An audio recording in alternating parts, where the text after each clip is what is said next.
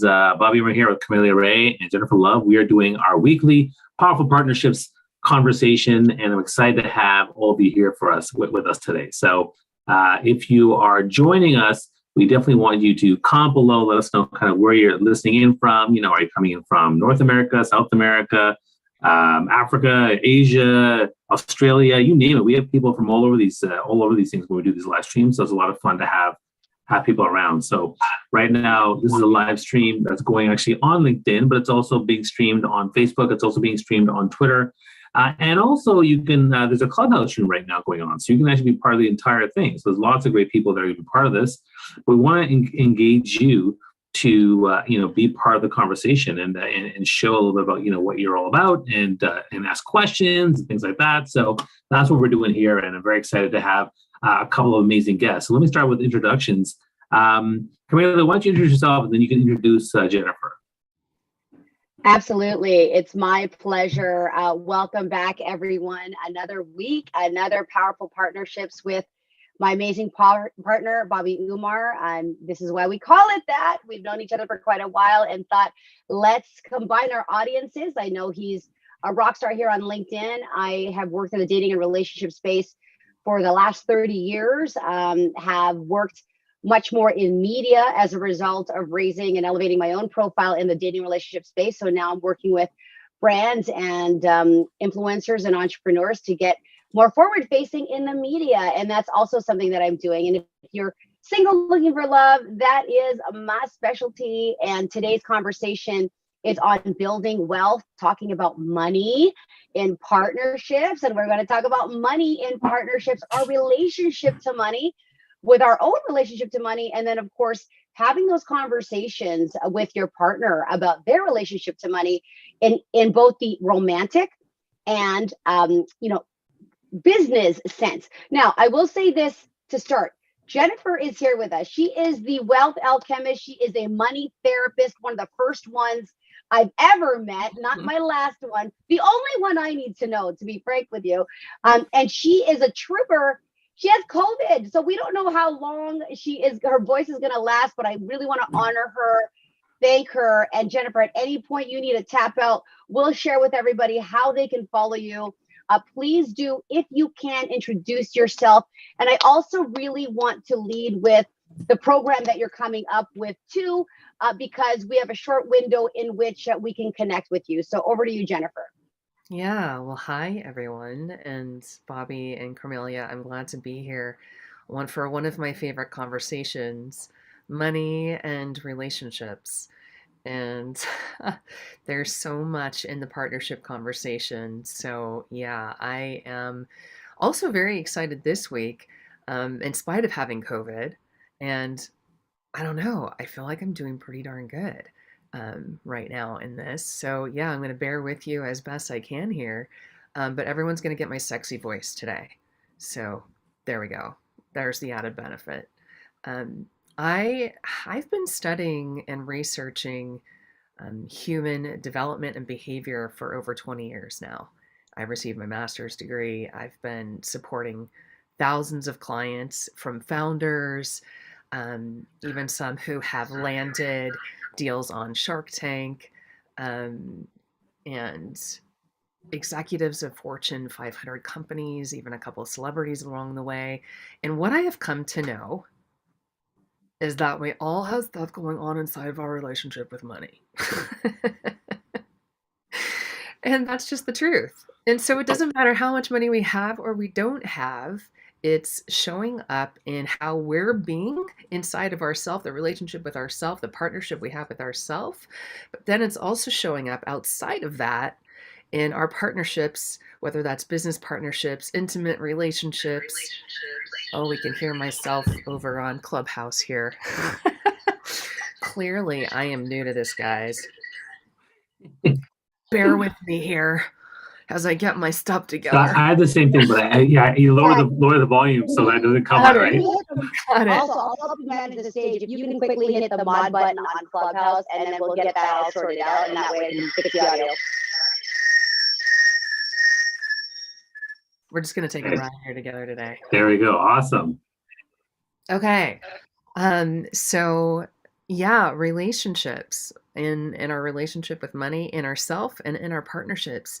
So, guys, one of the things that I find um, is that for most people, they think that there's some secret strategy, some like amazing hidden gem or tactic that like somehow is buried in like the libraries of Harvard University and Yale, and like we want to get to that like thing, and it's somewhere outside of ourselves. But you know what I've also come to really learn over these many years, like my own journey, but also the journey with leaders? Guess what? It's right here. We're the secret strategy sauce. And Aristotle said, that truly knowing ourself is the beginning of wisdom. And Socrates went as far as to say that the unexamined life is not even worth living. And he's like the father of modern philosophy, really, Western philosophy. And I think he gave us permission in that to really actually do the hard work, because a lot of people can talk about, the balance sheets and the profit first and the 401ks and pricing and investing and saving and debt and funds and insurance and the law of supply and demand and yield to cost zigzagging and, all these financial things, crypto and blah, blah, blah, right? But that's all cool. It's all really important, but it's not the key. And here's why. Let me share some of the science for just a minute and we'll get into the partnership conversation. 90% of all of our financial decisions are made based on our emotions. You heard me right. Only 10% of our financial decisions are being made based on our logic and our analysis. So when it comes to our relationship with money, guess what? We better know ourselves. I think that's a pretty good argument for going in and really taking a look at what's running the show. I call it the story underneath the story. And that means, yes, strategy is important, but it's not the problem. Because honestly, that's kind of the easy part, actually. It's kind of the fun part when you really get into it. It can be like a game. So the single most important thing that we can do in our relationship with money, with ourself and our partner, is to go inside, look around at what's running that story underneath the story, and correct where is needed. Because if we want to get to the law of attraction with the millions or the hundreds of millions, we can't do it until we get to the law of subtraction first. We got to clear out all the stuff that's in the way that you can't even see. Because most people, when I even ask them, what do you want? Guess what they say? Oh, I want to have, the car. I want to have the house. I want to have the security. I want to have the financial security.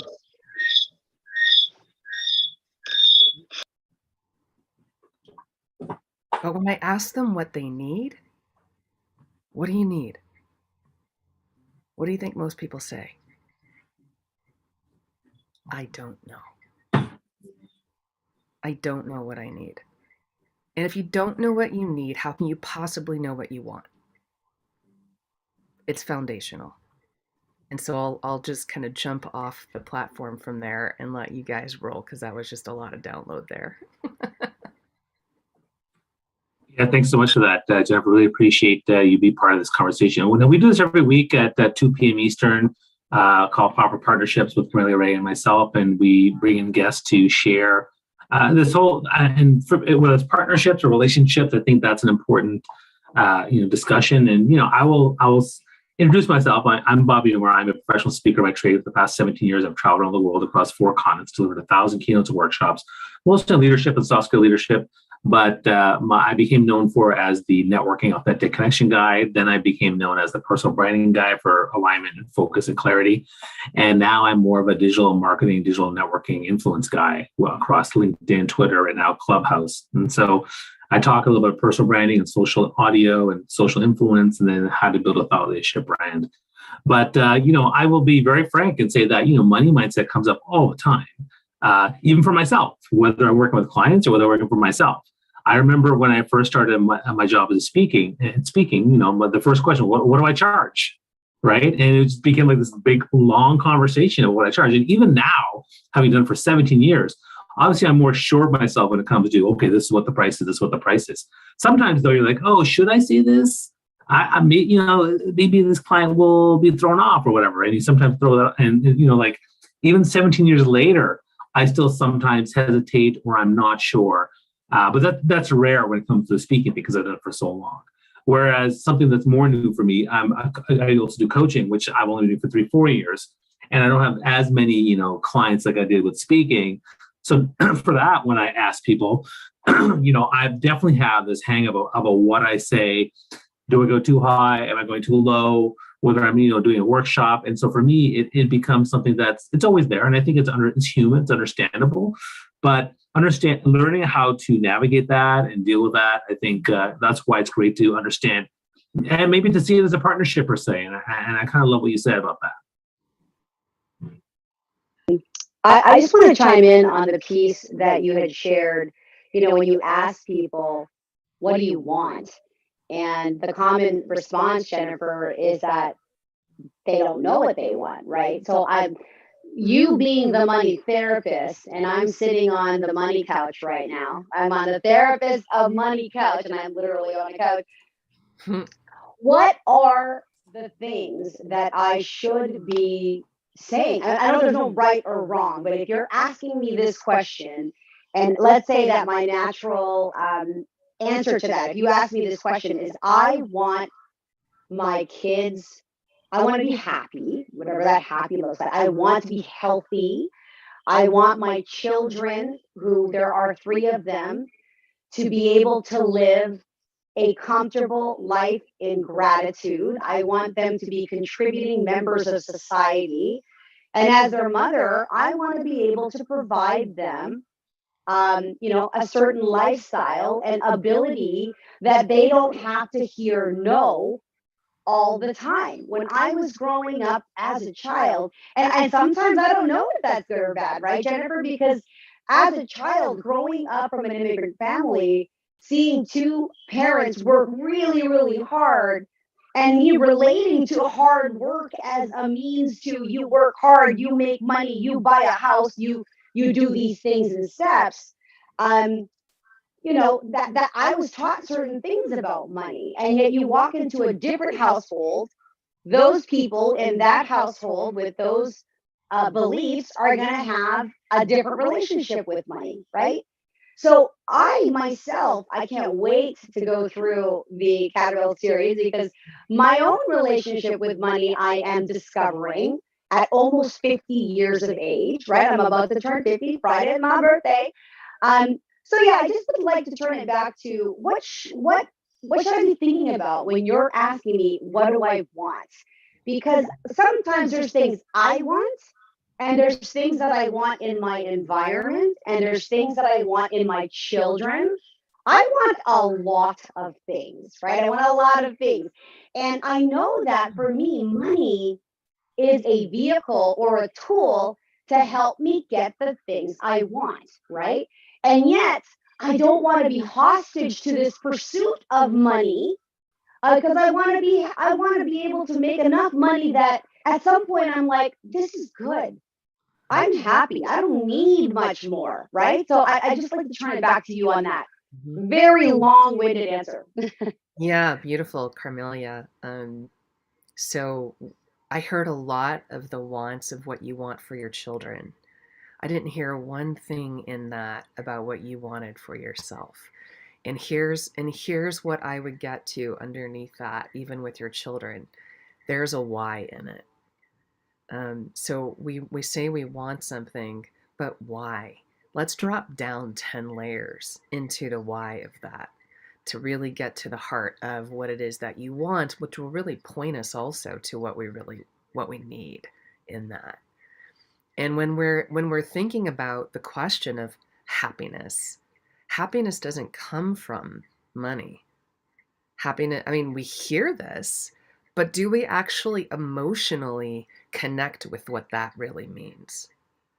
Because again, for me, I'm seeing that for so many of us, when we think of safety, and safety is a big one for us women, especially, I mean, for all of us, but for us women, especially women with kids, forget about it. Like, safety is huge, right? But what's underneath that? And where do we really get safety from? Now, I'm going out on some skinny branches right now. So if everyone can just walk with me gently, like, let's not shake the tree because, you know, it might fall. So just hang in here with me in this, okay? Because security doesn't come from money either. Where does security and safety actually come from? I'm going to go back to where I started in the beginning. Is it inside of us or is it outside of us? Woo, woo, whoa. What a question to ask, right? Is security and safety inside of us or outside of us? Now, one could argue, sure, that part of our safety is the environment that's happening around us, absolutely. But are we choosing to put ourselves into that environment? Whoa, radical self-ownership becomes really important then. And so where is safety really coming from? The same place that trust is coming from. We don't get to trust of other until we actually trust ourselves. We don't get to feeling safe in the world until we feel safe inside of ourselves. We don't feel secure in the world no matter how much money you have. I have lots of clients that have millions and millions of dollars, and guess what? They still don't feel safe. Safety doesn't come from outside of us. Safety starts right here. Now, I know I'm out on the skinny branches, especially when we've got like war happening in Russia and the Ukraine. This is a really edgy conversation to be having right now. And yet, I think we have to come back to, where does it start? Why is the war even beginning? It's happening outside of us because there's some fundamental underneath it need that's not being met. So I believe so much of what we want is actually found in so much of what we actually need. And if we don't know, I'll come back to saying it again, if we don't know what we need, how do we know what we really want? I'm out here on the edge, guys. Bounce this with me here. Well, I mean, I find everything you're talking about very deep and profound. I think it takes a lot of work. I mean, it takes time to work through this and to dive deep and to, you know, explore these emotions and whatnot. And I think a lot of people might want to have that quick fix, which I would say you shouldn't be expecting that, because I find that a lot of people, too many people want shortcuts, whether it's, you know, how do I fix my mindset around money? How do I have better relationships? How do I build my business? How do I build my brand? And the truth is, it takes time. It takes time to invest. And so, I mean, I think that so when it comes to, I guess the question I would ask is, you know, when it comes to getting started on this journey around money mindset, I mean, you know, where do you normally take people on? I mean, is it, you know, like, what's the first place to get started on this? As I want to, let's say I want to work on my money mindset. Where do I start? Yeah. Well, I start them in the whole butterfly ceremony series. And what that really means, it's the caterpillar. It's a 3-part workshop series over a series of months. And in the caterpillar, which is where we start, because every butterfly starts out as a caterpillar, right? We don't become a butterfly without first being the caterpillar. But where I start in that is really unpacking. We become the hungry caterpillars. I don't know if you know much about the evolution of the butterfly, but I love it because it's this wonderful metaphor of a metamorphic process. Where's the kid? That can go through. We've got others joining us. Hi, guys. Okay. There's my wife and kids. It's okay. Oh, Carry on. okay, okay, I okay, muted cool. it. It's okay. Carry on. Yeah, cool, cool, cool. So the metamorphic process of the butterfly, um, the caterpillar is going around and it's eating up all this stuff. It's literally becoming fat. And so it's learning. It's just taking in everything that it possibly can of its environment, so that then it can crawl inside the chrysalis and begin to release its digestive enzymes and break itself down. It literally has a process of shedding, a death, you might say, to oneself. And then in that process, it reforms and emerges as this beautiful creature, the butterfly. I had a wonderful experience of watching this caterpillar turn into the chrysalis, turn into the butterfly while I was in a rehab hospital last year. I was in a major horseback riding accident that I now call my initiation. And I got to watch this whole process up close and center.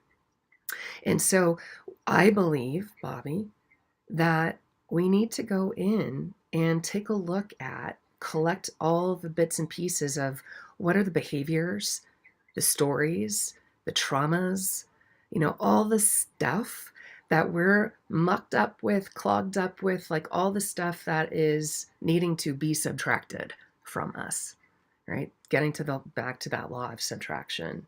And so we can start as simple as, for those who are with us today, like beginning to just look around your life and say, where in my life am I making myself not matter? Whoa, whoa, profound question. And you begin to start to see how you're doing it over here with yourself, and then in your partnership or your relationship, and in your money and your finances. Guess what, guys? It's showing up everywhere how you're making yourself not matter. And the more important question that follows that is, yeah, and why? Right? And so when we actually get clear on the why of what's running us through becoming, like getting all the information, Bobby, that's when we can then go through a clearing process and break ourselves down so that we can rewire, so that we can actually become the more. It's actually not a becoming more. It's actually a less process. It's getting rid of so that we can be who we are.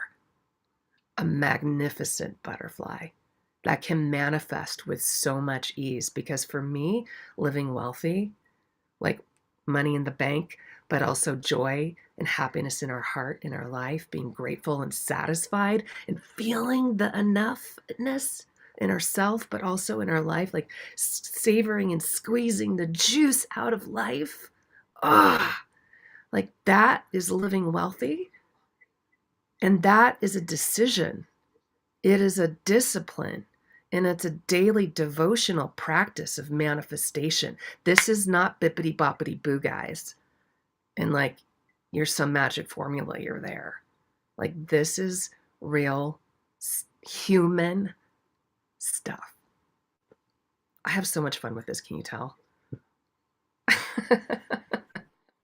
So much. And thank you. I mean, 25 minutes flew by. So I want to just ask a tactical question, because it seems as if, there's a lot of introspection, as you said.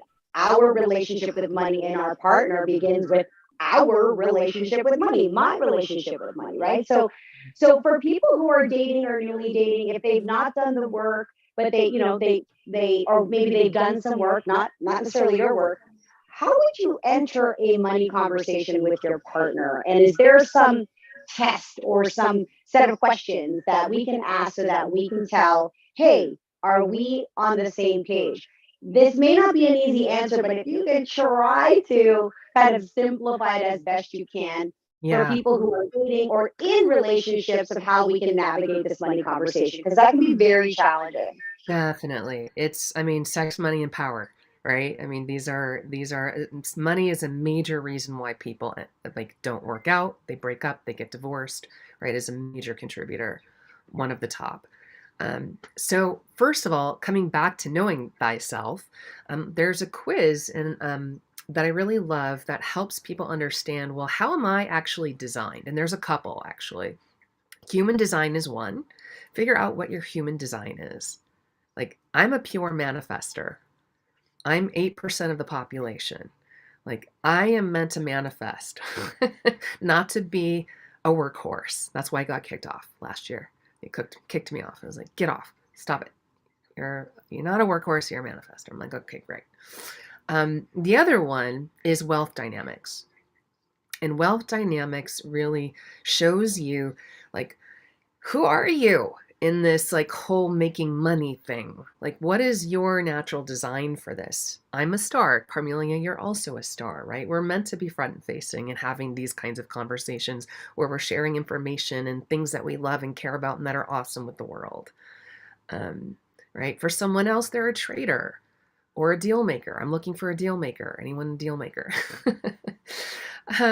And so understand who you are in the design of your relationship with money. I also, on my website, jenniferlove.com, have the Living Wealthy quiz. And so you can go to jenniferlove.com, take the quiz, and this is going to show you, like, where are you in your relationship with money? Like the 4 different wealth zones, I call them. What's happening inside of that for you? So this is going to give you a really good insight and snapshot into what's happening for you in your relationship with money right now. So starting there is just kind of a baseline to understanding who you are in relationship with money, and then your partner, and then have conversations. So the best time to have a conversation about money is when having a conversation about money is not hard. Like, you're not in it. You're not trying to make a decision about something, right? You're literally like, hey, let's just talk about our values. Like, how do we see this? What's my spending comfort level? What's my invest? Am I a risk taker versus being a security seeker? Like, who am I as I show up in the world with money? What do I care about? What's important? What do I feel like? I'm throwing a lot of stuff out right now. What's my good life number? What would it take for me to feel happy? Like, I'm in a relationship, for example, my sweetheart, John, he's a minimalist. The man doesn't need much to be happy in life. Like, right? Like, he wants things to look nice, but he doesn't need much. And so for me, I like maybe a little more extravagance. I mean, I want to have the greenhouse, and I want to have, I have the place on the beach on the, the beachfront. And so, for me, it's a little bit different. I have stuff that I value more than he does in a different way. So is it that one's better than the other? No. But let's start with, who am I? And then, who am I in relationship with you? And what's my relationship vision around money? Like, what's our shared? What's the outliers? Where are we aligned? Starting from that place, a little bit easier to talk about money than when we're in the heat of it. No, I think it's important that you covered all of those things. And we're trying to do so much at once, right? You need to mute one or the other. Hold on. Maybe Jennifer, if you want to. Okay, I'm going to mute you here. Okay. Sorry guys, we're doing that Clubhouse thing at the same time. We might not, just because of how you're feeling, we might just not continue on the Clubhouse. We'll just keep it here. No, I love all of that. You brought in a lot of points. It's great perspective. I think the money conversation is not something to be ignored. I believe that you should have dialogue around money relatively early in your dating process if you are looking for a long-term significant lifestyle, as you said. I mean, it doesn't mean a minimalist cannot work with somebody who's extravagant, but as you said, it's looking at that pie, looking at where you're meshing, where are you bendable, what are your deal breakers, where are you uncomfortable, and just even having that dialogue is so important, because some people, as you know, Jeff, they have shame about money. They have regrets about money. They have these different skewed perspectives that are running them. And I'm sure I have things that are running me that I'm not even aware of, right? So I think as long as you're curious about it and you understand, and you're on that same page of like, are you fixed? Is it like, this is going to be the way it is, and you're never going to change and be in that state? Or are you, willing to grow together or conform or to figure things out, right? I think I'll borrow Marie Forleo's phrase, everything is figure outable. Sometimes they're not. If you're completely misaligned, it's good to have that and to agree to disagree. So I would love for you to share with our audience where they can reach you, what you're up to, and then if Bobby has any questions or last minute questions, please do share. I could talk about this money thing with you all day long. So Jennifer, if you can share with our friends where they can find you, what you're up to, and then if Bobby has any last minute questions, I think we'll wrap it up. I learned so much in such a short time. It flew by so quickly. Yeah, you got it. So you can head over to jenniferlove.com. And again, that's where the Living Wealthy quiz is. And also I'm playing on Instagram. I've been taking a little bit of a hiatus, but I'm coming back in, and I'm the Jennifer Love over in Instagram. I think if it's okay, Carmelia, I'd love to share about the workshop that's actually launching this week. Yeah. And it is the Butterfly Ceremony series, and we're starting with part 1, the Caterpillar, which starts on Friday. You can head over to jenniferlove.com/Carmelia, and that will take you right to the page. And that's where we get started. Now, I've actually got a couple of couples that are coming into the Caterpillar ceremony for this cohort. And I'm very excited for them because this is a real opportunity, not only for them to unpack with themselves, but to unpack in their relationship. And I've got a secret little thing going on behind the scenes for those couples. Yeah, I'm doing a little extra bonus thing. So if there are any couples that are watching and want to come do this work, just send me a message and let me know, because I'll put you into that behind the scenes bonus with the group. But this is a time, I think, more than ever, when we're really in a whole transformation with what's going on in digital currency and the wild, wild west of that.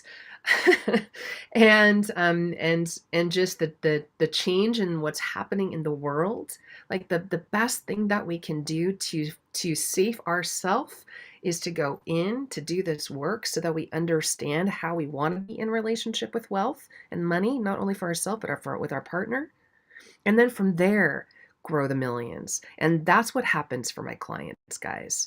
It ends up being the cherry on top, but really it's that they end up freeing themselves from the inside out, financially and emotionally. And what's better than that?